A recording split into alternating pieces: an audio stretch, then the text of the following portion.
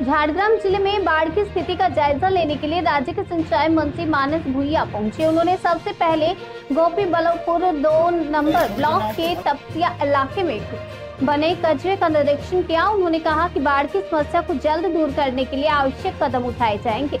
इसके बाद मंत्री अन्य बाढ़ प्रभावित इलाकों के लिए रवाना हो गए। निरीक्षण के दौरान अधिकारियों से बातचीत कर उन्होंने हालात की जानकारी ली।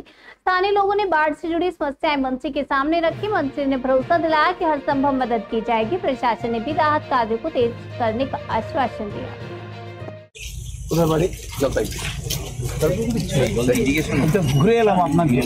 হ্যাঁ স্যার, আপনি ওদিকটা ছিলেন, এর মধ্যেই এলেন সব একদম আলিপুরদুয়ার সেই জঙ্গল পাহাড় সব কিছু।